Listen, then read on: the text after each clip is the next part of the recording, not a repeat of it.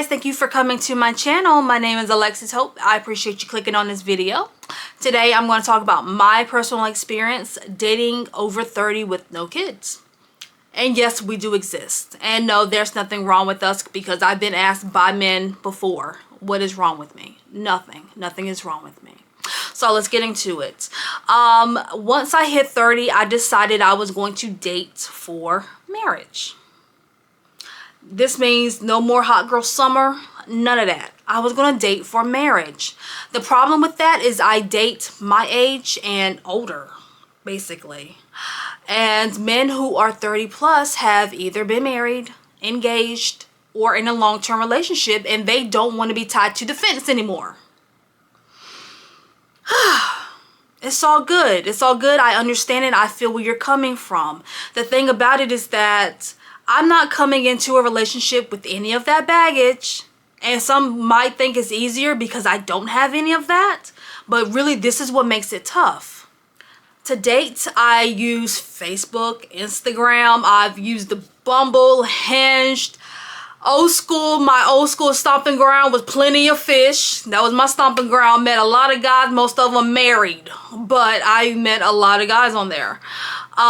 So what I would do, set up my profile, make it look really nice, and I put some pics up, start getting conversations and messages in, and my back would hurt from carrying the conversation. And then it never fails, I meet a weirdo. Story time. Gotta love story time. So this started on Bumble. I was messaging a guy. Everything was awesome. It was great. He was older than me, and it's like, yes, okay, we're on the same page. I finally found somebody who I can relate to. We set up a date. We go to a local drive-in here in town, and I always get there first. And I drive. I don't ever allow a guy to come pick me up. I always drive myself. So I get there early. It's a drive-in, so I want to see him pull up. I can judge a lot by not only what they pull up in, which really didn't matter, is, I don't know, I can just feel their vibe. So I always get there first so I can see them before they see me. If you know, you know. So he pulls in. I send him a message, quick message, say, hey, I'm here. I'm in I think at the time I had a blue car, so I'm in the blue car. He's like, you know, come on over, get in my car. We can order, we can sit, and we can eat. All right, awesome. So we order our food. We're sitting there, we're eating. He's telling me about how he likes to drive his boat to Key West a few times a year. Key West is like a second home to him. You know, he's asking me if I've ever been to Florida. I have. I've just never been to Key West. He's telling me all about it. He's telling me about his garden. He has a greenhouse. He loves to garden. He loves to host parties. He's telling me all about this. And he hits me with a bombshell. Not the biggest bombshell, I'm gonna tell y'all. Not the biggest bombshell, but a bombshell. He is married. Apparently, this is what him and his wife do. She has a boyfriend. So you mean to tell me she's sleeping with somebody who could be sleeping with somebody, then you go sleep with her, and then you want to come back and sleep with me, and I'm wondering what, my pH is off? Strike number one. I continue to eat my food like the polite person that I am. I'm listening to him. Then he sprung strike 2 and 3 on me. He likes his pee. He likes the feel, taste, texture, smell. I said taste. I did. He likes his pee. He explained to me that he has an RV, which is, he calls his man cave, where he goes to just pee, smell it, sit in it, lay in it, and bask in its golden goodness. I am not lying to you. When I say I was numb, I have never, ever, ever been in that type of situation before. I was numb. I'm listening to him. I'm trying to unpack what he's telling me. And I'm just listening to him. Then he hit me with the cherry on top. The cherry on top for this, which is the fact that we live in Eastern North Carolina, which is the fact that we don't have any racism. Sir, you just have not experienced racism because you're not melanated enough. And don't get me wrong, I'm not kink shaming. But sir, you have a disability of the mental kind. That is not normal. And this is dating over 30. I kid you not. This is life over 30. This is what I deal with. The weirdos. So we end our date. I tell him thank you for the food. Thank you for wanting to meet with me. I go home. I try to unpack everything that had just happened. And I told you I was numb, and it was a weird numb. It was like a fight or flight or freeze, and I froze. The wife thing, I had completely forgot about. It was the pee that got me, okay? I completely forgot about the wife thing. I couldn't put it in words. So I had to go home, let it marinate in my head, process it, and I sent him a message the next day on Bumble. I said, you're really fun, you're a great guy, but I don't think I'm the one you're looking for. I can't get past what you told me yesterday. I appreciate you taking the time to talk to me, but it's a no for me, dog. I told him that, sent him that message, and I blocked him because I wasn't trying to argue. But now, don't get me wrong, I have met some amazing people online. I've met probably, oh, and not to mention, I've met some amazing people just from work. You know, just working and meeting people, guys. So I've met some amazing people. I have met people that I'm still in touch with to this day. It's just we're not on the same wavelength as far as what we want in life. Like I said, they have already, you know, done so much in their life when it comes to a relationship, and I'm just getting started. So I completely understand why they don't want a relationship right now, or they just want to go out and have fun. And 10 years ago, when I was in my 20s, I would have been down for that. I mean, I would have been right there with you, but I'm at the age now where I have to be just settled in life. This has nothing to do truly with, you know, oh, I gotta have kids now and all this stuff. It doesn't have anything to do with that. I just want to be settled. I have been out here for 33 years just winging it. I want some stability when it comes to being with a partner. Right now, I do everything 100% on my own. I would like to go 50-50 with somebody. The Bills want to go 50-50 with somebody. I just want someone to come home and talk to. I just want, you know, come home and there be somebody here. I live alone. So, I mean, I crave that interaction, and I want that to be something stable. But I don't know, maybe my standards are too high. I recently lowered them to include men with children. I had not before.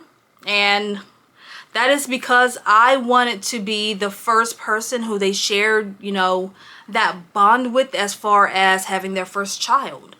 Because I don't have any, I want them to not have any, so we can share that bond. What I look like, I'm having a baby, I'm pregnant, and he's all nonchalant. I'm happy. He's nonchalant because he's on his third one. I just, no, I want us to bond over that first one. Just, you know, just something beautiful. I want the families to bond. You know, I don't know. I crave that type of interaction. But like I said, having children bonds you. Emotionally, physically, mentally, it bonds you. And when you feel like somebody is coming in and trying to, you know, separate that bond a little bit, enter the drama, which is another reason why I wasn't dating men with kids. The baby mama drama that could come along with it. Now, like I said, I'm trying to be somebody's forever person. That means forever. I'm trying to be their person forever. So that means I would always have to be around this other woman who probably has drama with her. I ask questions when I talk to a guy. What is your relationship like with your baby mother? What is your relationship like with your kids? If you are not taking care of the kids you got, baby, what does that say about me and mine? I'm not risking that. I don't want that. I don't want those problems. So for me to date a man with kids, I need for you to be taking care of yours. I need for your ex to not be crazy. Because as soon as I hear that she likes to key your car and cut up your clothes, it's a no. It's just a no. Don't bring other people into that. Keep that between you two.